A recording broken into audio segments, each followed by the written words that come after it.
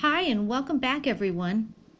This week, for a change of pace, I want to feature an author named Michaela MacColl and share 4 of her books with you. Ms. MacColl specializes in historical adventure books about actual famous people, but she tells their stories so that they read like novels. For instance, in Always Emily, a novel of intrigue and romance, real-life authors Emily and Charlotte Bronte investigate a string of local burglaries, a neighbor's suspicious death, and the arrival of a handsome stranger.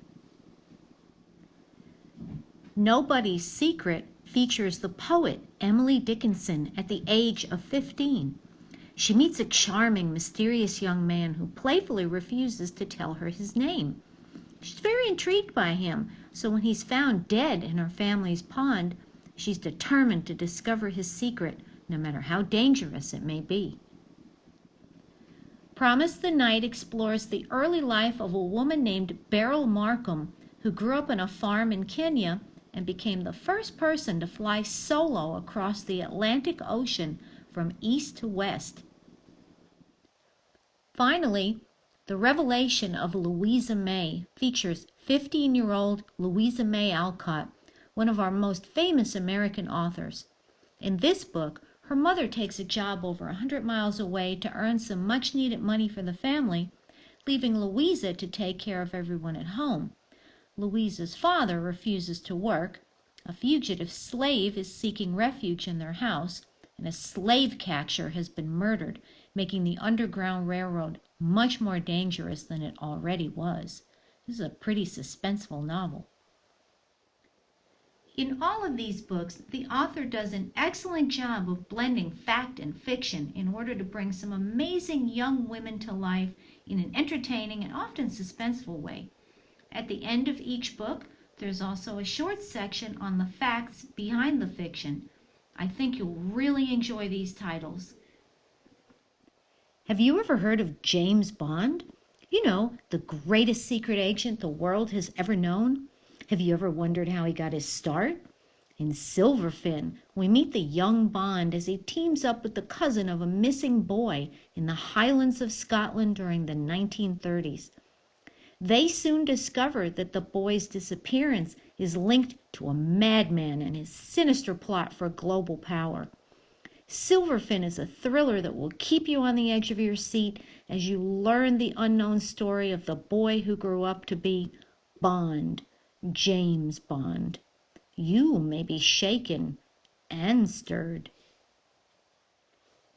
In Superheroes, Book 3 in the Amelia Rules series, Amelia McBride is now 10 years old and getting used to living in a small town. Yep, it was hard to leave New York after her parents got divorced, but with best friends like Reggie, Rhonda, and Pajama Man, she's been starting to feel like things just might be okay. That is, until her mom drops the bomb that they might be moving again, across town to a new school district. Can things get any worse for Amelia? Yes! When Amelia meets her new friend Trish and learns about the terrible secret she's hiding, Amelia realizes that sometimes you just have to look bad news in the face and then give it a wedgie on its way out the door.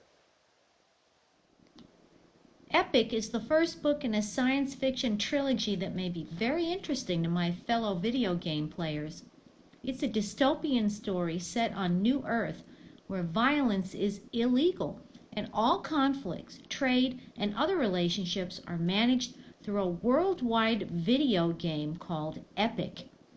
The main character is a 14-year-old boy named Eric who persuades his friends to help him with some very unusual real-life gaming strategies in order to save Eric's father from exile and to protect the futures of each of their families. This trilogy was around long before The Hunger Games or The Maze Runner, and if you enjoyed those books, I think you'd definitely like this series.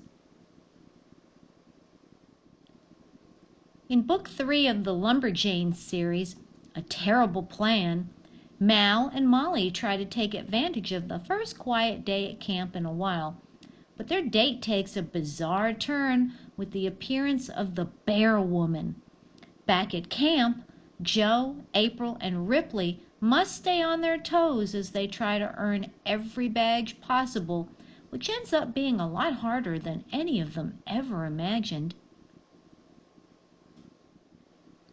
In Killer Species, Menace from the Deep, 6th grader Emmett Doyle has moved to Florida with his biologist father in order to investigate a strange, genetically engineered animal found dead in the Everglades. Apparently, it's a creature that's the first of a new breed of man-made predators. Emmett and his friend Calvin find themselves face to face with the new creature at the top of the food chain. This is a great sci-fi adventure, and it's the first in the Killer Species series. In Feeding Frenzy, the second book in the Killer Species series, time has passed since anyone's heard from the crazy scientist in Menace from the Deep. Emmett and Calvin hope that he's gone for good, but then, on a snorkeling trip off the Florida Keys, one of their friends is chewed up and nearly drowned by an underwater monster with seemingly endless rows of razor-sharp teeth. While everyone else thinks it might have been a giant barracuda or a moray eel, Emmett is sure that the evil doctor is back, and this time he's out for revenge. In Book 3 of the Killer Species series, Out for Blood, the evil Dr. Catalyst has created yet another horrible genetic mutation out to kill people. This time it's creatures that look like they're part bat and part insect, and only blood will satisfy them. It's probably not a very big deal if you read this series out of order, so I'll have them all available for you today. I always tell you that Mary Downing Hahn is my go-to author when someone asks for a good ghost story. But Margaret Peterson Haddix is the writer you should check out when you want a thriller. She always does a great job of putting kids like you into situations that are mostly realistic and always super stressful and dangerous. The main character in Full Ride is a high school senior named Becca, whose father is a convicted criminal living in prison. She and her mother have kept this a secret for 3 years, but when Becca starts filling out college applications, she accidentally reveals the truth about her identity, putting her and her mother's lives in danger.